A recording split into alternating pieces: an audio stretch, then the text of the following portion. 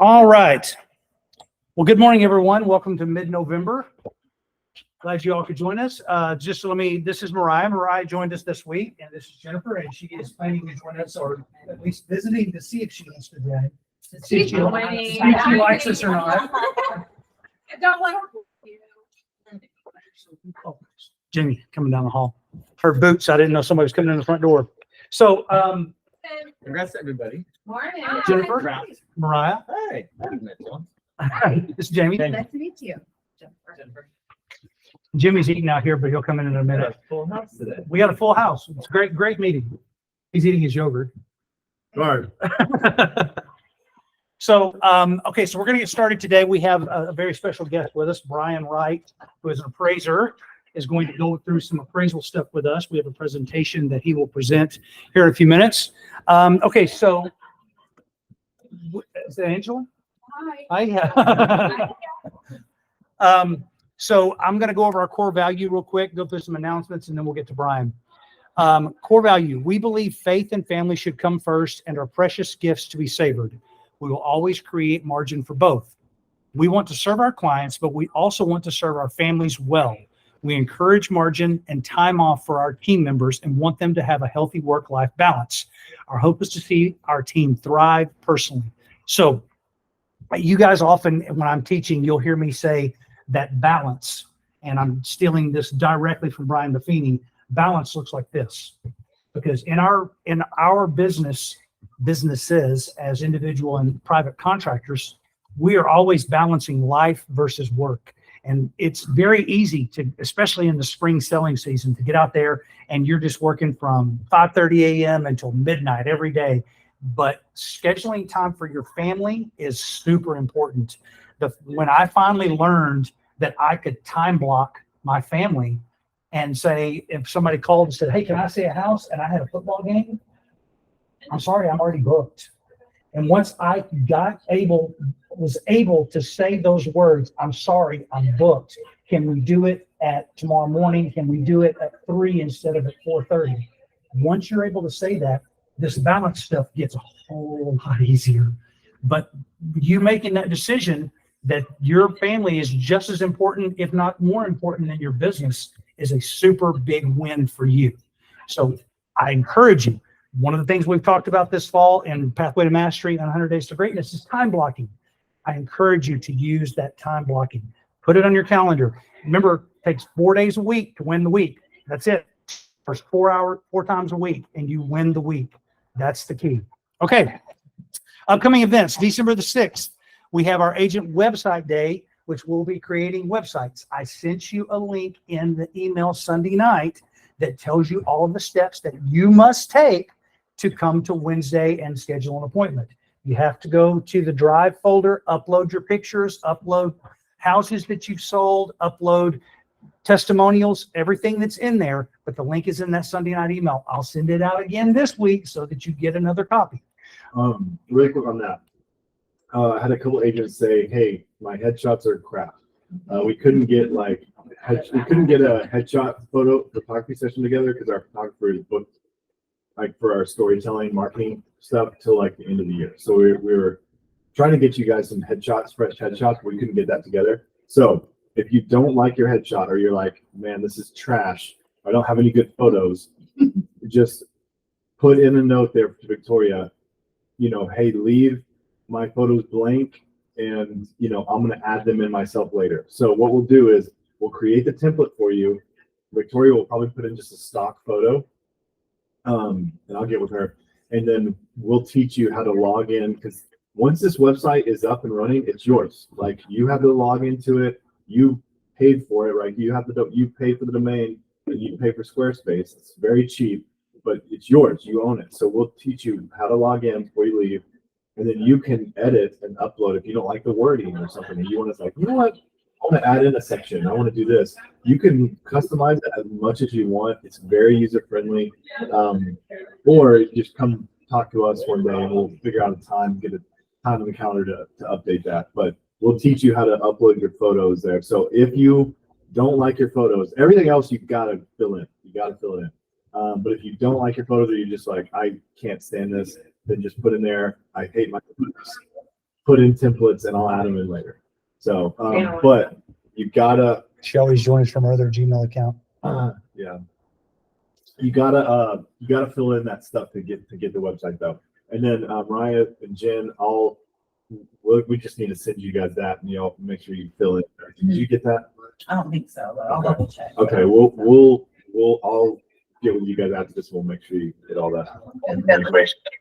Because y'all, I definitely want y'all to get on that.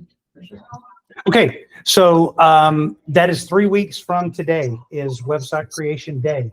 So, good morning, sir. So that is 3 weeks away. That same week, 3 days later, we are having the Christmas extravaganza here at 6th Ave. If you are ordering pies, I sent you the link in the email on Sunday night, which I will send again this Sunday night. All pie orders have to be turned in by next Wednesday. After that, we will not take care of your pies. We'll tell you how to go get pies that you can bring up here yourself. But if you don't fill out that link and send it to Kayla so that she can get all the pies for you and your money, that's also in there, how to pay her. That's due next Wednesday.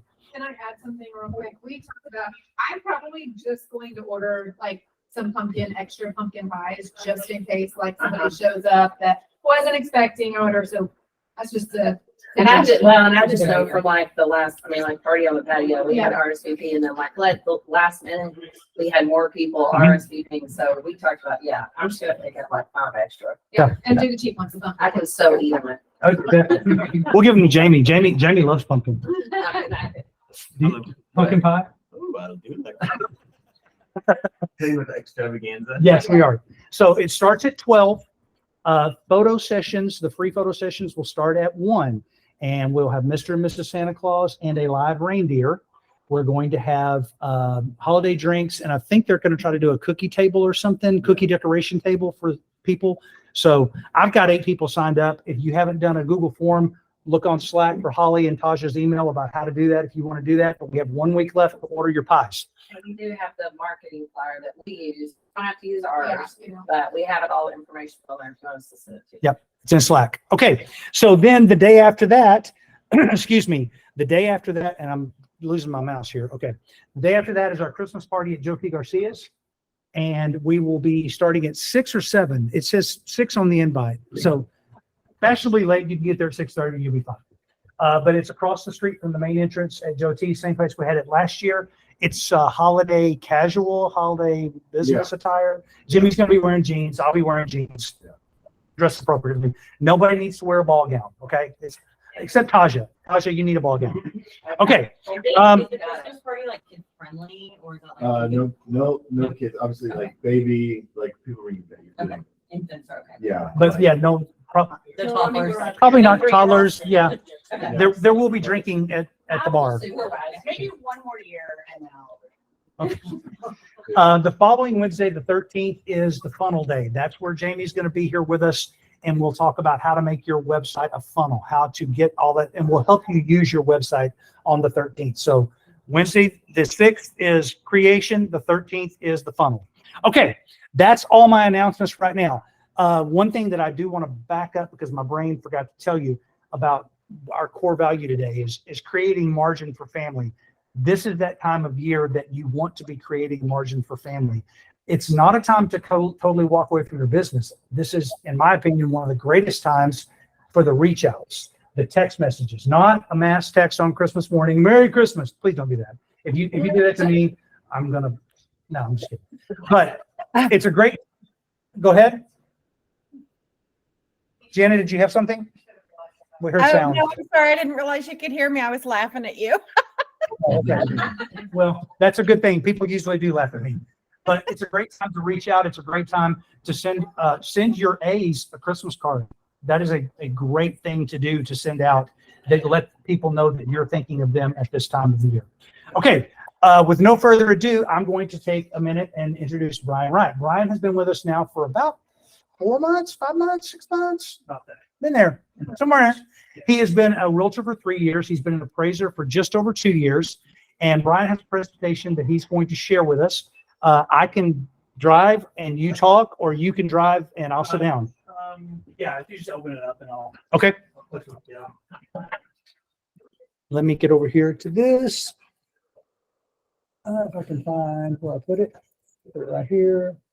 So while he's opening that up, basically, this PowerPoint just walks through where I went when you think we really don't get a lot of training when you get your real estate license about what's going on in the appraiser world. And so it's just where the connections I've made personally as a realtor who then kind of, as I got to peek behind the curtain on the realtor side of things, because it's pretty much how it seems sometimes. Because we can't see everybody on the meeting, but that's fine. And then you can just click. Okay, just a, yeah. Yeah. Okay, so yeah, so we're all, clueless and happy, and there's me working back behind the curtain. So here's some things. So the things we'll talk about today. This is important because we're going to talk about single family residential financing today. That's our world. We do condos or land sales or blah, blah, blah, but for this room, we're single family residential, and intended use and intended user are a big part of that. Fannie Mae and the secondary mortgage market, how that impacts the appraiser world, what we call paired sales versus bracketing. And we're really going to talk specifically about bracketing because that's what really happens. Some advice about how to build a successful CMA that won't necessarily get blown up by an appraisal, or at least you can anticipate that. And some advice on how to get a successful reconsideration of value after a low appraisal. And then some Q&A if we have time at the end. So I'll try and make it through. So a few questions. So you can think about this. I'll give all the answers at the end. Where can you find this intended use and intended user in an appraisal? What's the most common intended use and intended user? And then who is not the intended user? All right, so the first one. So this is at the top when you see an appraisal document, the first 3 pages is a lot of just data about the property. But then you're going to see this is a federally created document that cannot be replaced. And it talks about that. The second sentence in the second paragraph, modifications, additions, or deletions to the intended use, intended user, definition of market value, or assumptions and limiting conditions are not permitted. And that's from the federal level. So that's talking about intended use and intended user. And so then most common. So this is a little bit farther down in that document. Intended use is to evaluate the property for a mortgage finance transaction. No surprise, but it's important. And that the intended user is the lender. And you'll see what it might be, Wells Fargo or Loan Depot or whatever in their address. That's all right. Who's not the intended user? The buyer and the borrower. They were listed higher up, but the buyer or the borrower, they get a copy of that, but that's not the purpose. And we are not intended users. So we get to see it especially if it's good news, we're like, okay, great. I don't need to see it. If it's bad news, let's check it out. Let's see what we can do. So, and this is a federally mandated comment that we put in all FHA mortgages. And then this second statement is what my office, we put in ours, but it's, let's see. So start with the quotes. The intended use of the appraisal is solely to assist the FHA, or just if it's a conforming loan, conventional, assessing the risk of the property securing a mortgage. So that's not necessarily telling you this is what market value is. It's what it's a secure, safe investment for the mortgage company. And then this kind of a be careful on this about we do not consent to any distribution. That's common. It says it in some of the generic forms, but be careful because you're going to see it and you're talking to people. Hey, check this out. What do you think? Just be careful when you see that because it can get messy if you're connected to an email with an attachment and things get messy on a reconsideration of value. Just be careful whenever you're discussing those things because it's a touchy world. And then we even put this, we put this statement, this is in our text addendum for our office. And so an appraisal completed for a lending institution, once the appraisal report is submitted to the client, the lender, so borrowers, sellers, buyers, etc. You shouldn't, like we don't talk to lenders, we talk through AMCs, but the appraiser cannot discuss the form value with parties to the transaction, only through the lender. And it can get really messy. So that's just a reality. Just be careful with that. So I think it was like 2009 whenever they implemented this. Yeah, right. The reason they're saying that is basically like they took all the appraisers, because what would happen is the appraisers would go out, they would appraise a home, and then the homeowner would be like, hey man, how about you up that value and I can buy it, and do kickbacks and do it all. It was like the Wild West with appraisals and appraisers. Exactly. And so they have this rule now where once the appraiser does it, like you as an agent can't talk to the appraiser and be like, hey, even though that still happens, you're not supposed to. And that's just all Bryan's saying right here. Is just saying, hey, whenever the appraisal comes back, you don't own it. If your buyer doesn't own it, it belongs to the bank. You know the information, and with that information, you can do a lot and make good decisions. But just be careful, like you don't want to be forwarding this to 15 other people because you could get in trouble. Does that really happen? Not a lot. But it's good to know. It's good to know. You don't want to be just like willy-nilly just sending it to everybody. Yes. And because you can't, if I send it to Holly can't go to her buyer and go, well, this appraisal came back as such and such, and then we're not really supposed to do that. Right. So, Yeah. Apologize. I forgot to share this, and I'm so sorry. I have to do something real quick. They can't see it online, so give me a second. Okay. Guys, I'm sorry. Thank you for letting me know, Cherie. As always, you're right on top of things, so apologize. Give me just a second. It helps if they can see what's actually going on. Okay, now we'll go back and, Our current slide. yep, current slide, paid from current slide. Okay, can y'all see it now? Somebody just speak up and say yes. Oh, hey, yes, thank you. Thank you. Sorry about that. I wish I had said something. I apologize. That's Okay, all so right. thank We you. were trying to get your attention. Cherie texted me, so that's the way to do it. So thank you. So I won't get too wordy about this. So some questions about, how did people used to get mortgages versus how they do it today, how the secondary mortgage market impacts appraisals, and the whole 2007 to 2010 crisis, and then a couple of my quotes from my very charismatic boss, appraisal boss. So Fannie Mae Federal, right? So that's really all you need to remember, that it's a big deal, and it controls every aspect. Amazingly, back in 38, because before that, mortgages were very random, and I'll kind of move ahead in that. And the conforming loans are ones that are going to be bought on the secondary market. And if you ever want to put yourself to sleep, Google Fannie Mae single family residential selling guide.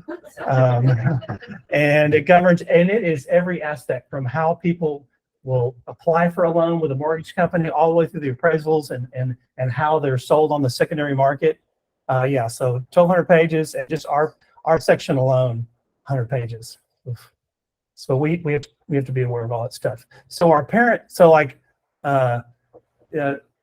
back in the old days, back when my parents bought our house in Crowley in 1980, they went to the local Everman National Bank. That's where all their money was, and they get all dressed up, and they sit down with a VP, and they just cross their fingers and hope they get get their loan accepted or approved.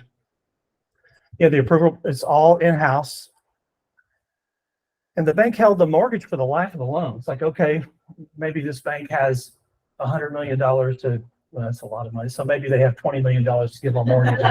But like when they're handing, it's like, okay, I have $100 and I'm going to lend you 20. I don't have that 20 until she pays me back $1 a month, for 20 months. Okay, now I can relend that $20. That's how it used to work.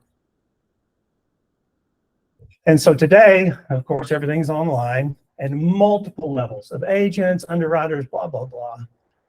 And the bank, so the bank or mortgage company is going to fund a loan, but immediately they're going to sell that loan. And veterans, you know this, newer folks may not know this, but so I've got 400,000, there's a mortgage, but then immediately I'm going to sell that to somebody else. And then I get to reloan that 400,000 to a new family. And that's a complete game changer for the mortgage industry. But everything that makes that possible also governs how appraisals are done. Yeah, so they can do a new mortgage. So that's great. Yeah, so today, we can lend the same amount of money. And as we were just talking about, things got really bad in terms of just 100% financing, 110% financing, and then also a lot of it might be I'm an appraiser and I work for this specific bank, and they the VP gives us a call and says, hey, we really need to make this mortgage work. Let's get a good number on this thing. We don't do that anymore, because that's really what led to some really messy times in a bad market. So now there's much more stringent lending practices. Really, we'll say zero influence. Even though when we get an assignment, I'd say 75-80% of the assignments, we have the contract price. When we get the information for the house, we know the contract price. And now there's this AMC, appraisal management company, and there are hundreds all over the country, and they're the intermediary. The lender sends a note through a portal, and then we talk to them. If I may, Yeah. the way that I kind of explain to my clients what an AMC is I try to give them a mental picture of the taxi cabs at the airport. So when you get off the plane, there's a line going around the building of taxi cabs all lined up there.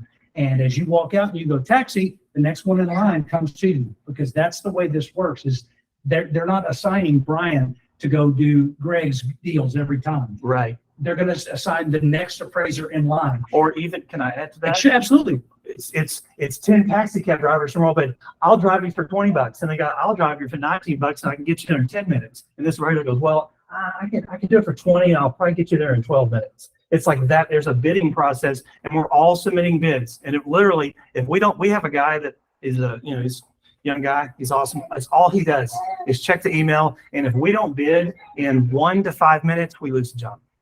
Oh. We don't even have time to research the property. And that's a reality. Interesting. That's interesting. That gives me a new wrinkle in my brain. Yeah.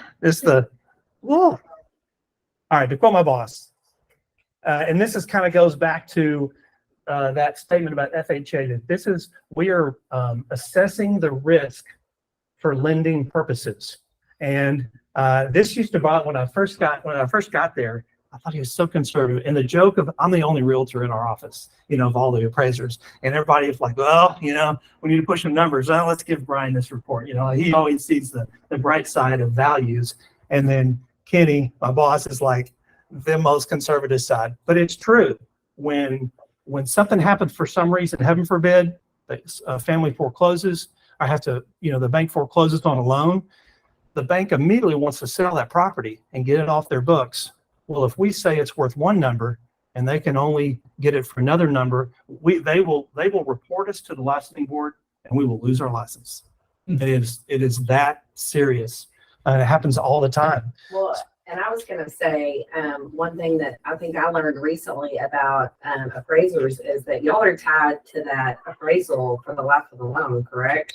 5 years. Okay. I knew it was like a long Yeah, time. And right. so I think we could get reported to the Yeah. licensing board for up to 5 years. So that's why I was just like, sometimes I think we should give them a little bit of mercy, because when, sometimes when we close it up, we think it's done. Uh-huh. For y'all, it's a bigger commitment. Yeah.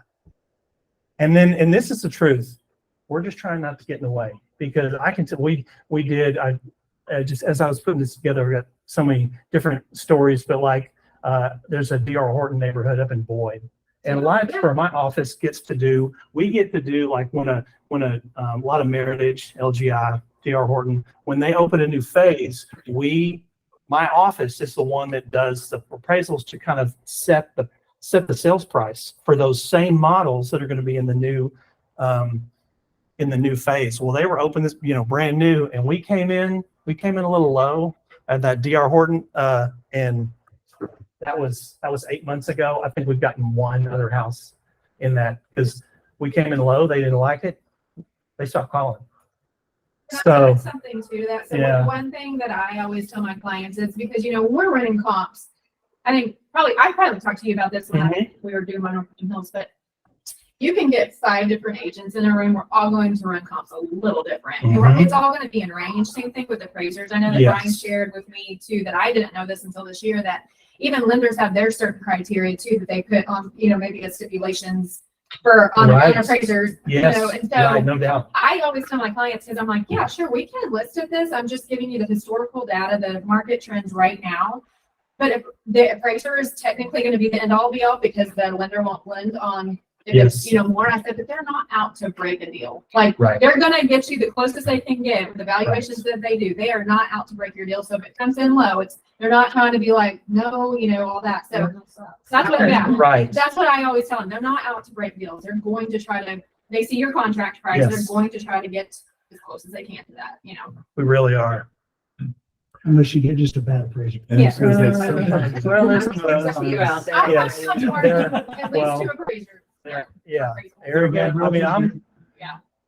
I'm a retired teacher, but like we're humble people, you know, like I'm not an arrogant person, but there's a lot of opinionated appraisers out there. And we've kind of talked about some of this, that just we can't have a biased appraisal. We've got to be the independent voice in the transaction. And I think this is important, you know, like this is Fannie Mae's definition of market value. Buyer and seller typically motivated. So you think back in the crazy, just a couple of years ago, when everybody just throwing crazy numbers. Well, that's not really a typically motivated. And so that's why appraisal waivers came in, because people are having to throw crazy numbers at a house just to get it. Excuse me, Brian. Yeah. If somebody's trying to ask a question or raise a hand online, text me, because I can see it here, but we can't see you at Yes. all on the screen. So if you have something, please just text me. Go ahead. Yeah, both parties well informed, a reasonable time. So you think, so exposure time in the open market, and we like off market properties. That's not reasonable exposure time, and that's why we don't use investor type sales to justify market value, because there was no real legitimate exposure time, payment in cash. And no special financing. It might be, well, yeah, man, I sold my house for everything in the neighborhood is 500. I sold mine for 650, but we're writing the buyers a check for 125,000 at closing. Well, that's not. You didn't really sell your house for higher. You know, you just smoke and mirrors. Okay, so match paired sales. So what I really want you to think about is this principle of substitution. That is the appraisal industry. So you think about, if I'm gonna go to buy groceries and I know I can get the exact same grocery. I'm shopping for Thanksgiving, and I'm gonna go, if I can go to this grocery store or this high-end place or this place, or I can go to this store and I know I'm gonna get a really good deal on the exact same cans of cream and mushroom soup. I'm gonna pay the lower price. Well, technically houses are the same way. And not all properties, just, if you're, especially just in new construction, you'll see, you've got might be a 1,500 square foot house, but then you've got a 2,800 two-story, that two-story house is not a comp for your one-story house. And supply and demand, obviously, when there's not a lot of supply, prices go up. And so we're talking about just bracketing, and we'll talk about bracketing. We're just trying to find comparable properties and through this bracketing process. So match paired sales, it's what I've done 2,000 documented mentor hours, and I've taken hundreds of hours, classes, blah, blah, blah. And all they talk about is this match paired sales. We don't do match paired sales. And I would because you just don't see it very much. And you would imagine houses that are exactly the same, like square footage, bed, bath, everything, site size. But maybe there would be one difference that has one has a fireplace and another one doesn't, or one has a pool. That'd probably be the best example. Exact same house in a new construction neighborhood. One has a pool, the other one doesn't. You would see a difference, and we could pair those sales to find the value of the pool. And like if you're selling a house that didn't have a pool, we could engineer the adjustment for that pool in the market. I can think about LGA, if you're familiar with LGI, like there's no design center, you just show up. But there's a lot of houses that are exactly the same. And so appraisals on LGI are just free money for us because they're super easy because the prices are all so close. The bracketing, that's reality. That's what happens every day. That's what happens in whatever appraisals you see. You're going to see bracketing. And so we use the term similar, inferior, superior, and then we're going to adjust on how those properties compare to the subject or to your particular property. And it can be everything from just all the basic things. The QR is a quality rating. CR condition rating, like C1 is brand new. C6 is basically unlivable. C3 is, you see a lot of C3s, and even Q3s is kind of like middle of the road. Q1 is would be like the highest level. And adjustments are from market. I will back up one, like when you see appraisal, like if like we do a lot of A-frames in Granbury, because we have to have 2 A-frames in our appraisal. And it doesn't really matter what they sold for. The lender requires, if it's a log home, we have to have log homes. We may have to go out 80 miles. Like especially to all the lake, like when we do lake property, I do a lot of work in Granbury. But when we do comps, we pull comps from all the other lakes in the state. So the proximity is insane, but it's still lake properties. Interesting. Yeah. Interesting. Yeah. But that's Fannie Mae and the client. Yeah. If you have a lake property, I know a guy that lives in a very small town that will lend on anything. There you go. And adjustments, the adjustments to those prices in the grid that you see and I'll show you a blank copy of a grid. Those are for market reactions. We had up in Saginaw, doesn't matter how long ago it was, but it was, recent construction neighborhood. And this guy just he built paid 125 grand for this sweet pool. And he wanted to sell his house and he found a buyer for 125. His price was a good 100 grand higher than anything else in the neighborhood. Well, for lending purposes, we couldn't go there. And it was, I think he tried to maybe report us, but we would have been protected. I'm trying to give you information so you can educate mainly your sellers. But it's true on the buyer's side, setting up reasonable expectations. But the adjustments for market value or market reactions, it's not about what something costs. And this is really important. It's not in stone, but if we go beyond these, so it's a $200,000 house, we can make no adjustment higher than $20,000 plus or minus, like for any particular line item. And then the net adds it up. You're using the pluses and minuses, and then the 25 gross, meaning you remove all the pluses and minuses. And you might say, well, we're going to add 5,000 for this. We're going to subtract 10,000 for that. Well, that's 15,000 gross. And so that when you're doing, it kind of goes, we'll talk about CMAs. When you're doing your CMA, be very disciplined with yourself about a reasonable range, because we know the contract price.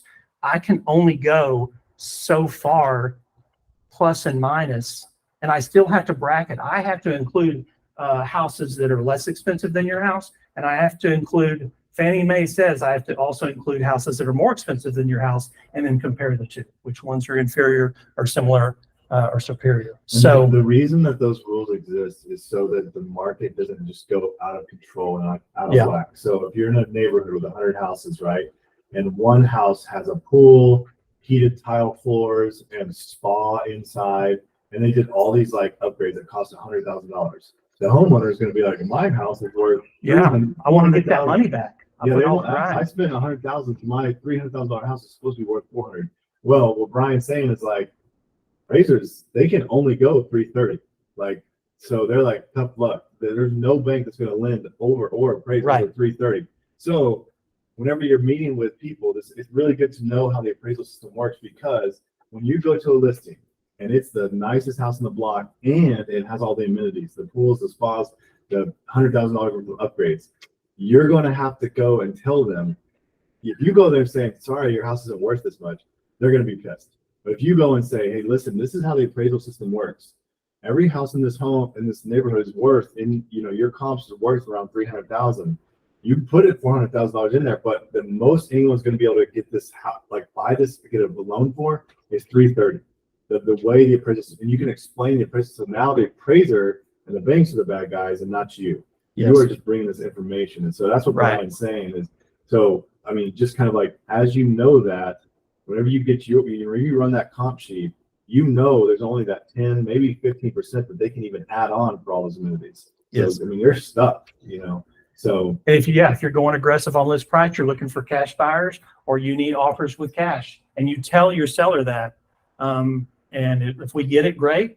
If not, Which then limits your buyers to like, Right. I mean, nothing. Yeah. Like 10% of the buyers is now all cash or willing to pay $50,000 over appraised value. Like, not many people are going to do that. Right. So that's a really good point. And I would suggest, is that the class that we did with you like a couple months ago, was that Yeah. recorded?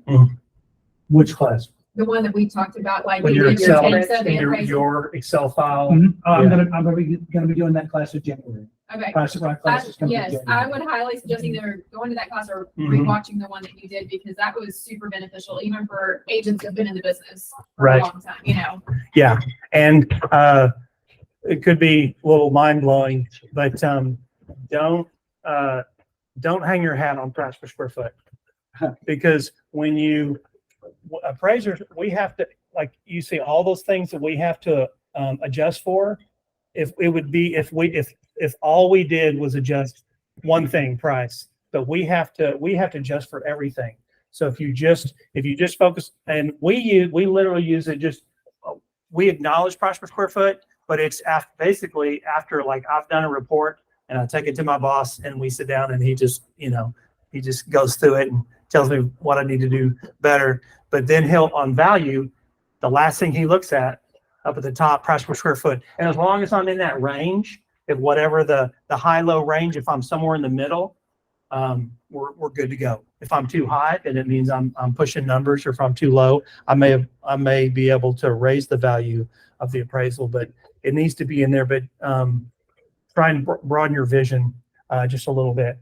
And so that's if you haven't seen an appraisal, that's you're going to have that, like it says, comparable. We like our office, we use 6.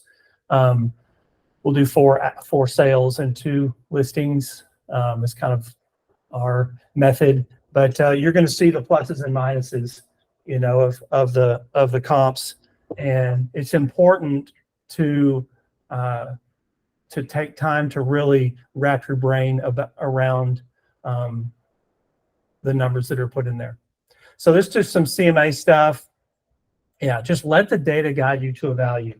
As easy it is to you can pull up and you can see the sales range within a certain square footage size or sale price size, but we'll talk about the bracketing, and start with closed sales. Like, you can stick a sign in the yard and put in any price you want, but in terms of mortgage financing, it's all about the closed sales. Pendings give you some idea, but do your best to stick with closed sales when you're looking for comps. And yeah, Buffini, just one of a couple lessons ago, we talked about looking at that's a gold, because it tells you what didn't sell. We don't necessarily look at expire. I mean, we'll kind of peek at it, and it's in our overall market information for an appraisal, but it'll sure tell you a lot about what didn't sell, and then you can educate your sellers. And so just proximity and just the overall just density of homes, it's a sliding scale, but try and stay in that 30 to 90 days, because that's where an appraiser is going to be, and that unadjusted, just what was the sale price. So let me ask you a question, and oh, never mind. That's all right. You're going there. Oh, And that's the next Yeah. one. So, right. And like, if I'm like, we did, I'll keep my story short, because like we did this, it was in Palo Pinto, it was like 8,000 square feet on 200 acres. Well, we were like almost Yeah. all, and he was refinancing. He had paid cash, but now he's refinancing. People do that a lot. Millionaires, for some reason, do that a lot. They pay cash for their houses, and they get their cash right back out with a loan. But we were all over the place, just getting the land value for 200,000. But so if you're in urban area, don't go very far. Yeah. But if you're in rural, don't be afraid to go to the next town. You have to. Yeah. So you're going to bracket your property. I'll just kind of, let's see. I was going to, maybe GLA is gross living area. yeah, square foot of the living, your price, and take a picture of that, or just be mindful of that in the video, and go back and make notes about that, because that's going to keep you. That's where appraiser is going to start. Can I ask you a question? Mhm. I think it's just if my brain second to download. Would you say like if it's a double wide or a single wide, like you have to use comps that are also double wides and single wides? Not so much. It's more about square footage on Okay. on Because manufacturing. About like not a log cabin, but that's like the barn dominiums. There was a big issue with barn doors because you have to do the barn. Yeah, right. But with mobile homes, it's not the same. Right. Mobile homes need to be mobile home or manufactured home. I can't really use a single family detached, like Right. on a foundation. I can't use that house. Right. I can, but it's going to be, The adjustments. it's not going to be like what I'm hanging my hat on, as my boss Right. says. Yeah. You got to hang it. To answer your question, yes, you got to use another mobile home Sure. in that appraisal. I'm And then, not a lady trying to use single family. Yeah. the log home and the A-frames are a lender requirement, not an appraiser requirement. Lake House, same way.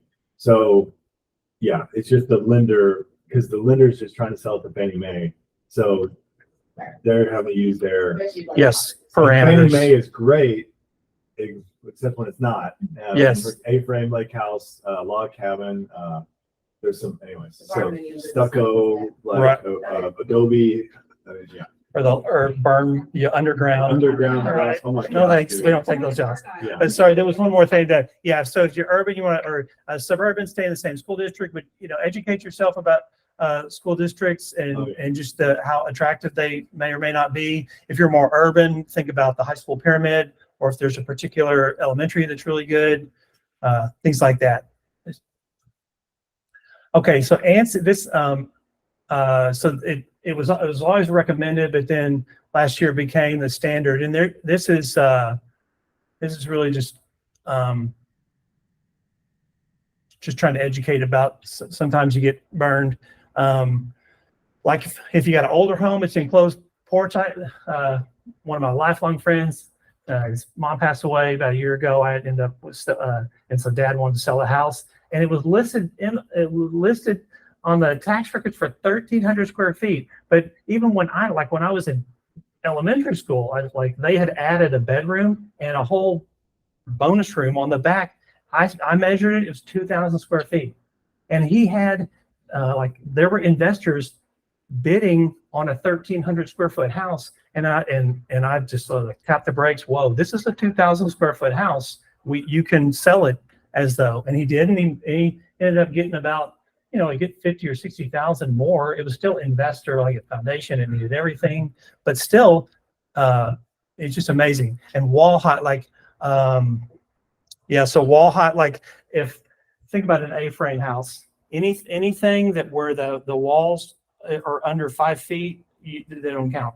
So A-frames, or if you think like an older house where upstairs has been and the roof line is angled, you will only get credit for where the wall height, and it may be midair.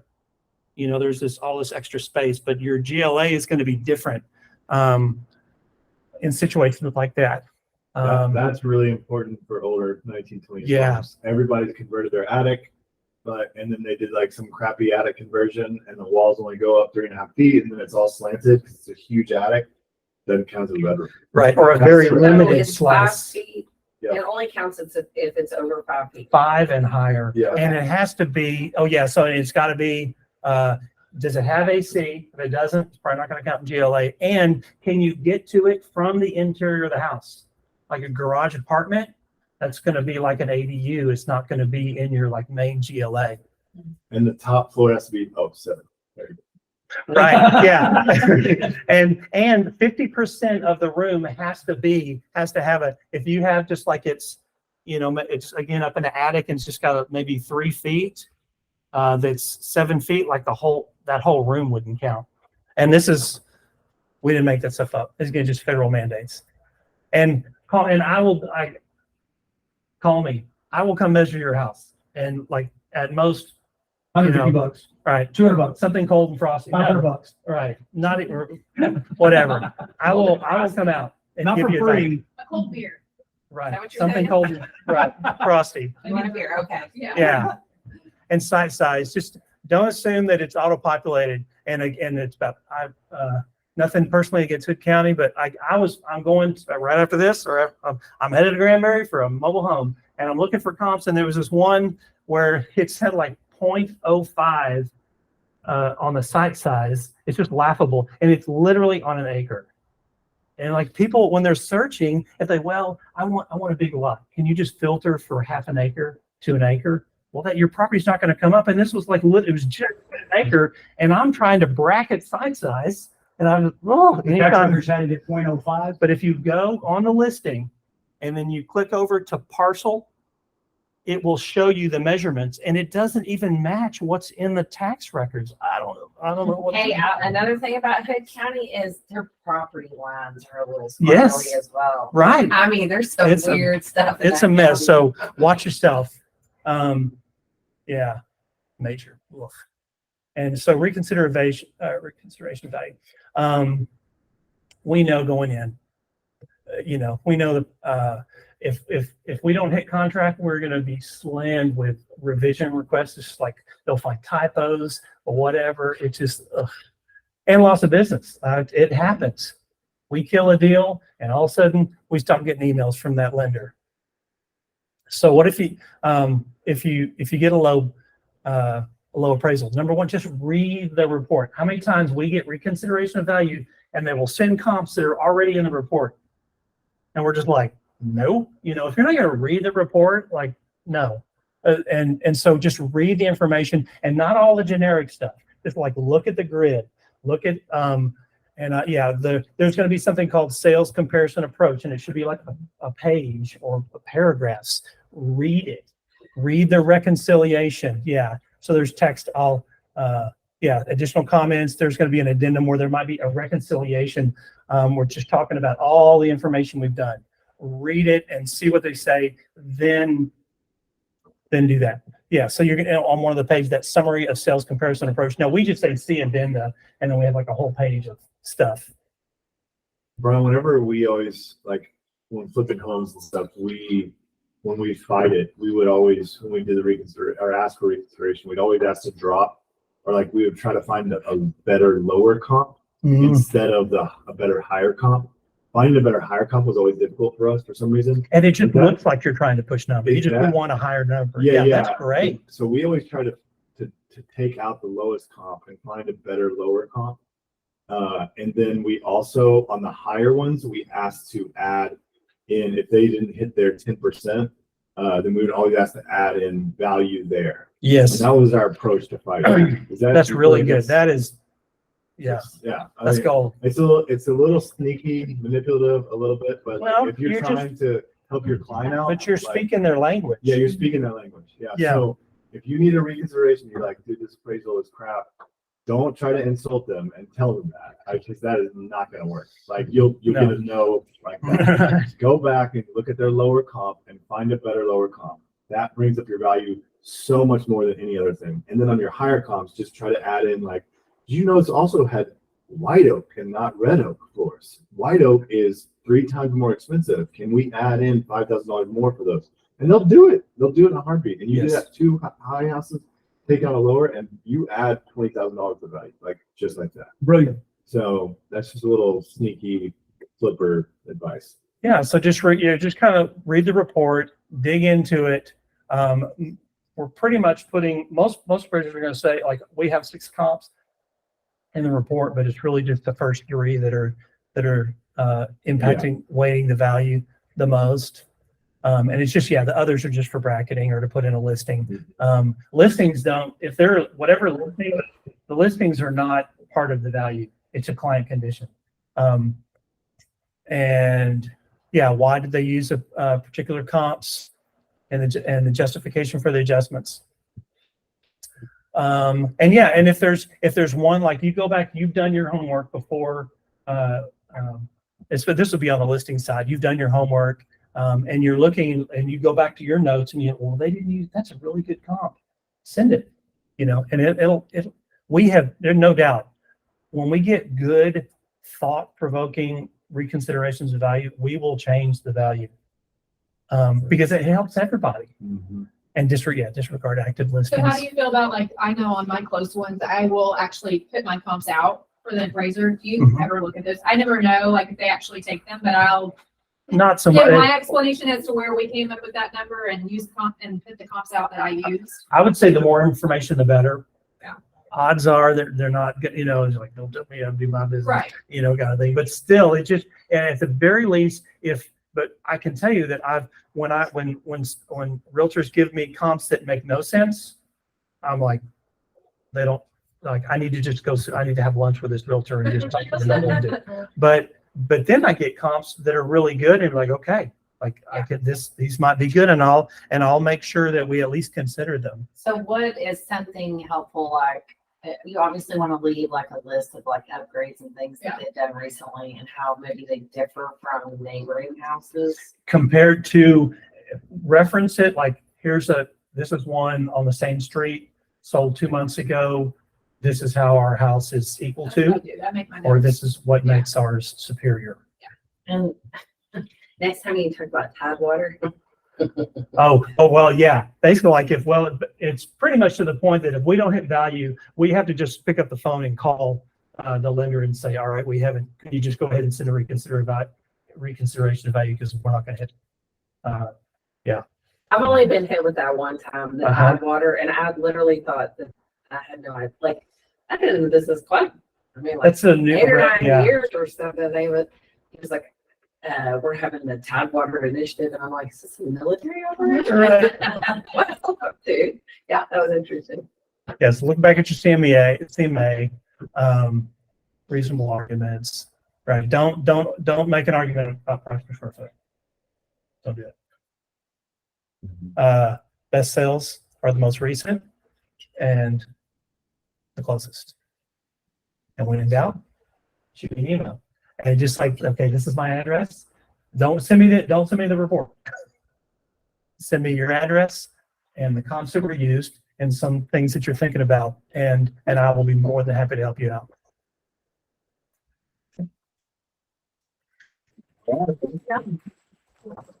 That was great information, Bryan. Fantastic. Yeah. Let me exit out of this. And put everybody back on the screen. I hope everybody got that. So let's all say thank you to Bryan one more time. That was great information. I got several nuggets out of it, so I hope that you did as well. Thank you. Thank you. Close window. Okay, good. Okay.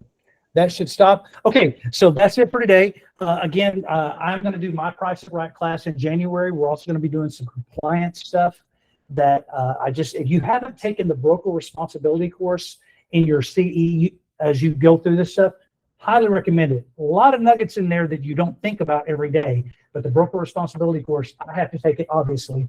it's recommended that everyone take it.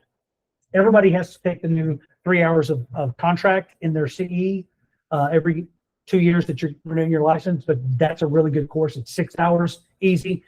We will have some more CEs coming for us in the spring as far as like title companies coming in and giving us some CE units. Everybody that came and took a CE this year got your 7 hours for your 2 years. I don't know if you know that, but I did exactly 7 hours of CE units. So if you came to every class, you got your 7 hours of electives for your CE. SAE, that's a little bit different. You got to take those 90 hours after you get your license. So that's different. You need to be taking those classes. Yes, ma'am. Do you know anybody that does an in-house broker responsibility that we could do that? I'll ask. I don't think so. I've never seen it. It's usually online. Oh, Is there- yeah. I'm like, 'cause I'd rather do it in person. Well, in person, it's actually 6 hours. Online, it takes you about 43 minutes. So, sorry, that's the truth. I've taken it until this renewal. Oh, you did? Okay. Yeah. Well, very good. Hey, Maria, Kevin, Sheree, thank you guys for joining us. Thank you all for being here today. I'm sorry? Yeah, there's no meeting next week. There's nothing next week for Thanksgiving. We will reconvene on December the 6th. Will be our next meeting as an office. We hope that you all have a happy Thanksgiving. We'll be thinking of you and be with your families. So nothing the week after Thanksgiving either? The week after Thanksgiving is December. We'll do the first agents meeting, I believe. Let me look real quick, Savannah, to make sure I'm telling you the truth. It's the 29th. I think we're not doing a class that week either. No, there's nothing. Yeah, there's nothing that week. Nothing in the next 2 weeks. Yeah. So, yeah. 2 weeks here and then 2 weeks at Christmas.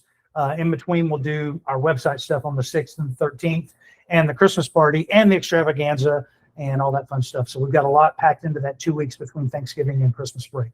Thank you all for being here. Thank you all for being part of 6th Ave. We appreciate you. Again, let me welcome some people came in late. This is Jen.